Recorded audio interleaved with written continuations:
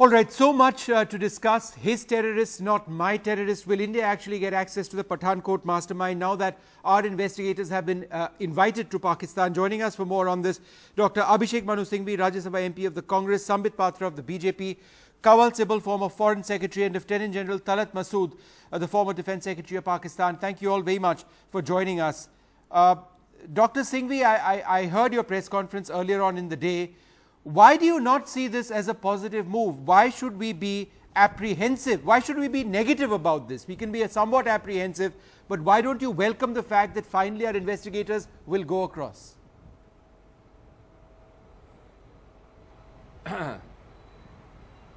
I think there is far too much of self-congratulatory approach. I think if the price for Indian investigators to go across is, firstly, that the team from Pakistan is invited by us.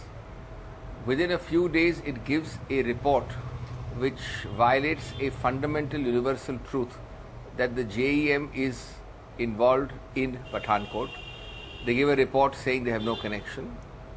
Around the same time, there is of course this China-Pakistan nexus which prevents JEM from being characterized as a terrorist organization. There is absolutely nothing on the ground by which Pakistan has taken the slightest concrete action against JEM in Pakistan.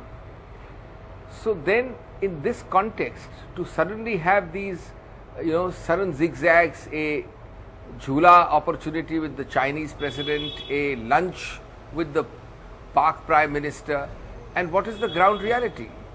I don't think in all these years we've had Pakistan inspection teams. And there are lots of subtexts, lot of validations. Inviting a Pakistan joint investigation team may well be elevating an accused to the status of an investigator at the least. Okay, it may well be validating this distinction which the Pakistanis always make between state and non-state actors, a fundamental point which India has always debunked. There are much larger implications. I don't know how well it has been thought out, how far it has been thought out. Sambit, how far has this been thought out? How much have we got at the end of the day? Is this all part of the atmospherics that we have seen lately? Do you really expect, Sambit Patra, something substantive to happen? As far as the JIT coming to India is concerned, look, there has been a paradigm shift. And what has changed? Remember 26/11. Immediately after 26/11, two things have happened. I'll be very candid about it. A, Pakistan had denied its involvement or any perpetrator coming from Pakistan, and B, as far as the Indian government is concerned, I'm very sorry to say one of the important functionaries of the then party which was ruling the country, Congress, Mr. Digvijay Singh, had gone to Mumbai and released a book saying 26/11 RSS ki sajish. So that was the kind of strategy of the then government. Neither Pakistan was agreeing to the fact that they were the ones who were perpetrators, nor the government then in India was in fact pushing their weight against Pakistan. They were busy in domestic politics. What has changed now after Pathankot? Pakistan immediately agrees to the fact that, well, yes, perpetrators have come from their soil. More investigation needs to go into it. Punishment needs to go to the people who have in fact planned and given rise to this dastardly act. There are two things. A, there is a legal requirement. The aim of this government is to see to it that the ones who perpetrated the Pathankot attack should be punished in the most severe way. How does that happen? A, if you fulfill the legal requirements, the legal requirement anyone across the world is, if you want certain people to get punished, then the crime scene has to be attended to. A, remember that it's not that the investigation is being carried out by JIT. The JIT has only come to India to gather evidences which we would provide, and secondly, we'll have limited access to areas of crime commission, that is the crime scene. They're not the investigative agencies who are going to lead our way. Secondly, across the newspapers, though I am not privy to any kind of information that the government may be having, that the NIA may be having, we should not be having those informations with us, but across the newspaper, the talk is the JIT could not open its mouth in front of the NIA. After looking into the technical and the scientific, non-refutable evidences that was submitted by the NIA, the JIT was speechless. Isn't this a different beginning? In fact, and thirdly, let me tell you, what is our perspective? Just this 10 seconds, Vishnu, 10 seconds, last 10 seconds. Look, what is the worst fear that we all have? The worst fear is well, nothing will happen. As usual, Pakistan will behave as the Pakistani dispensation. That is, throw the evidences into dustbin and say, no, no one is responsible. Well, if that happens, if we have done what we have done because we have nothing to hide, we can at least call the bluff of Pakistan in the international arena. Look, we cooperated, we gave them every kind of assistance, but this is what Pakistan is. Now let us do what we want to do. Okay. Dr. Singhvi, you had a point to make, or you disagree? No, I totally disagree for the simple reason that apart from doing Congress bashing and talking of Digvijay Singh in 2611, the only substantive point made is what? What is the deliverable you got? The deliverable you got is a rejection by this team of any involvement of JEM within a few days. The deliverable but you Dr. got Singhvi, is that sorry to JEM will interrupt take you no over there. action against The latest information the we are now deliverable. getting is that they are not actually saying that as directly as perhaps they did a few days back. They Of have course not, they don't. They In have not diplomatic ruled parlance, out they don't a say it link like to that. Masood Azhar. So shouldn't Yes, you yes, wait yes, yes. before saying? Let's be, no, I'll tell you why. I'll tell you why we shouldn't wait. Pakistan is doing on three fronts. I mean, look at the irony. One, in the UN front, this very organization, this very Masood Azhar, with Chinese nexus. Second, within the country, not a small finger raised. What is the concrete action taken against this gentleman in Pakistan? And third, not rule out. I mean, do we need a legitimation or a certificate from a Pakistani team? Did these perpetrators drop from the sky? Okay, I The want whole to go. world knows it came from Pakistan. Okay, Do we need? I do just we want to need go a across- validation Can I have 10 from them? seconds? No, A 1 second, certificate? Sambit. I want to go across to my other panelists. Ambassador Sibal, the fact that Pakistan produced who they claim to be a serving Indian naval officer, a spy, at a time when this investigation was taking place in Pathankot. Is this game of tutu meme still continuing? The message from Pakistan perhaps being, as you talk about terrorism, here is a person we believe is an Indian terrorist. If this analysis is correct, then can we actually expect anything substantive?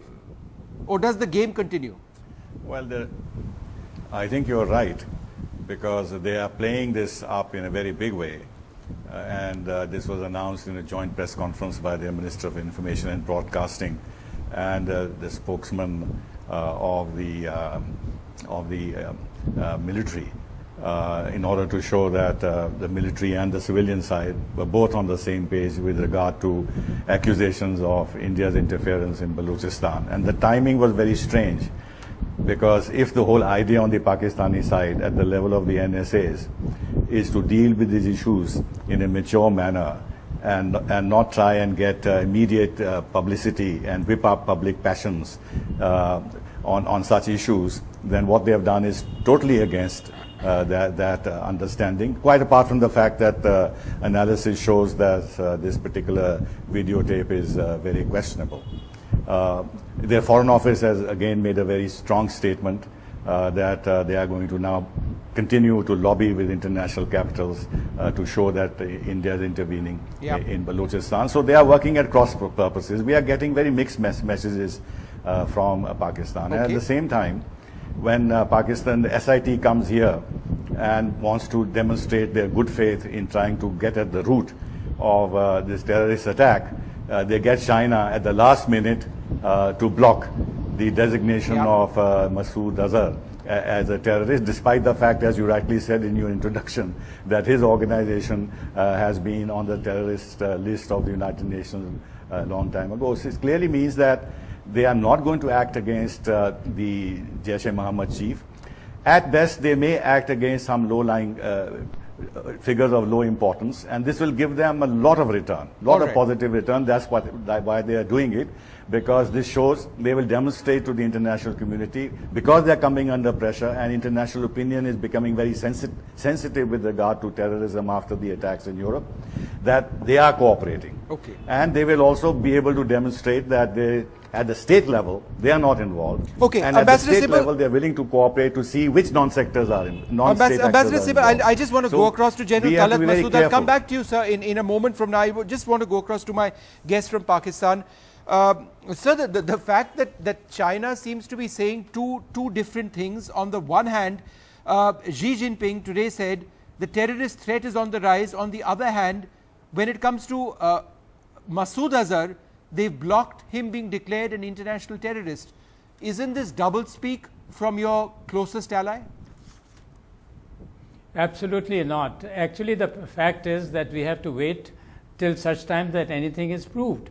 And that is why Pakistan government is now cooperating fully with you and is trying to see to what extent, if there is any involvement, which it may well be, we don't rule that out. And that is the only reason why Pakistan is very sincerely sort of trying to advance on this case and try to find out the facts. And once the evidence is there, if it is proved that he was involved and he in person was also involved, his organization or militant organization was involved, they will definitely take action against them. But in order to, but you can't really proceed all that and just declare them, in a way But that sir, you the think UN has banned the arbitrarily Jaish-e-Mohammed in 2001. Well, I mean, that may well be in such a way that Pakistan does not necessarily have to accept that. So that is a different matter. I mean, was it So an Pakistan obligation? doesn't, Was you it believe, compulsory? accept that the Jaish-e-Mohammed is a terrorist group? Well, I wouldn't like to sort of comment as what the government thinks about it. What I feel is that the government, if it thinks that it is involved in cases like what you are trying to say, and it has evidence and it is satisfied, it will definitely ban it, but not prior to that. And then why are you not understanding that such a serious thing India was doing against Pakistan? This spy was caught red-handed. He was not just a spy. He was trying to sort of undermine Pakistan's Balochistan situation. So by why has trying India to, not been given any consular access to this person you call a spy? Well, I mean, a person who is engaged in subversive activities, maybe they give consular access subsequently, but at this moment they are investigating.